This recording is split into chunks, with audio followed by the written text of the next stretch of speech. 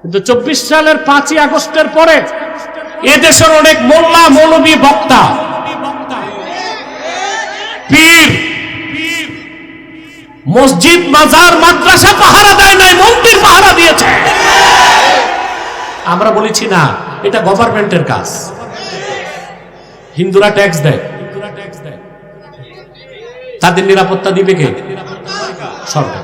যারা মূর্তি বানিয়েছে মূর্তির নিরাপত্তা তারা দিবে। মৌলভী সাহেবরা মূর্তির নিরাপত্তায় যাবে কেন? এটা তো তৌহিদপন্থীদের কাজ না, ইব্রাহিমের উত্তরসূরিদের কাজ না, রাসূলুল্লাহর উম্মতের কাজ না। فجعلهم جذاذا إلا كبيرا لهم لعلهم إليه يرجعون। সবগুলো উপাস্যকে হাতে বানানো খোদা নামের বেহুদাগুলোর নাক কান ভেঙে জুজাজা টুকরা টুকরা করে দিলেন, বড়টারে রেখে দিলেন, যেন মূর্তি পূজারীরা তার কাছে জিজ্ঞেস করার জন্য ফিরে যায়। আর তখনই তিনি পৌত্তলিকতার অসারতা প্রমাণ করে দিবেন। সুবহানাল্লাহ বলবেন। এতটুকু আলোচনা থেকে একটা শিক্ষা নিব। আমি আবার শিক্ষা কি নিব এটা বলে দিই। শিক্ষা হচ্ছে আমাদের দেশে সনাতনী হিন্দুরা আছে না, কেউ বলে তাদের মূর্তি ভাঙতে, আমরা ভাঙ্গি, তারা তাদের পরিবেশে আছে।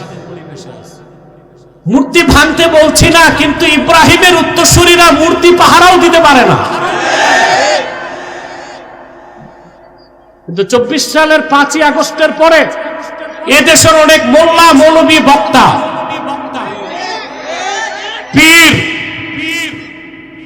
মসজিদ মাজার মাদ্রাসা পাহারা দেয় নাই, মন্দির পাহারা দিয়েছে। আমরা বলেছি না, এটা গভর্নমেন্টের কাজ। হিন্দুরা ট্যাক্স দেয়, তাদের নিরাপত্তা দিবে কে? সরকার। যারা মূর্তি বানিয়েছে মূর্তির নিরাপত্তা তারা দিবে। মৌলভী সাহেবরা মূর্তির নিরাপত্তায় যাবে কেন? এটা তো তৌহিদপন্থীদের কাজ না, ইব্রাহিমের উত্তরসূরিদের কাজ না, রাসূলুল্লাহর উম্মতের কাজ না। এই জঘন্য কাজ হয়েছে বাংলাদেশে। এজন্য বলেছি 24 সালের 5ই আগস্ট বিপ্লব হয় নাই, অভ্যুত্থান হয়েছে। 2 বছর পর তার ফলাফল পাইল মৌলভী সাহেবরা কলকাতায়। মুসলিমদের উপর নির্যাতন কি পরিমাণ হয়েছে দেখেছেন? আহা, মসজিদে ঢুকে ঢোল তবলা বাজানো হলো, গোশতের দোকানগুলো বুলডোজার দিয়ে উড়ায় দেওয়া হলো, মসজিদে ঢুকে সেজদারত মুসল্লির মাথায় পা রাখা হয়েছে। আমার সহ্য হয় নাই। বাংলাদেশে প্রথম সবচেয়ে তীব্র প্রতিবাদ বিক্ষোভ সমাবেশ আমি করেছি। একদিন পর কলকাতায় আগুন লাগছে, সব চ্যানেল ইন্ডিয়ার আমার বিরুদ্ধে টক শো শুরু করল। আমাকে সরাসরি চ্যানেলে এসে হত্যার হুমকি দিল। আমি বলেছি আমি পরোয়া করি না। মুসলমান বেঁচে থাকার জন্য তো আল্লাহ যতদিন হায়াত রাখছেন তার বেশি বাঁচা যায়, তার আগে মরা যায়, এই বিশ্বাস যার নাই সে তো মুসলিমই না। আমি বলেছি সাবধান হয়ে যাও। পশ্চিম বাংলায় মুসলমান যদি নিরাপত্তা না পায়, তোমাদের ভাইরা বাংলাদেশে নিরাপদ থাকতে পারবে না।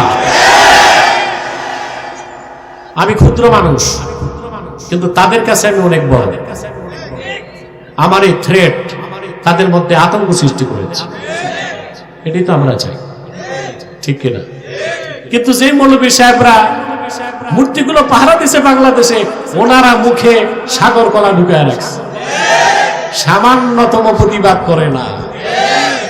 এদেরকে আমরা মুনাফিক বলতে পারি কিনা? আহা, সবচেয়ে আফসোস, আমার বিরোধিতা করলো হিন্দুত্ববাদীরা, আর বাংলাদেশে বিরোধিতা করলো কিছু দাড়িওয়ালা টুপিওয়ালারা। কারণ হক কথা বললে অনেকের তা সহ্য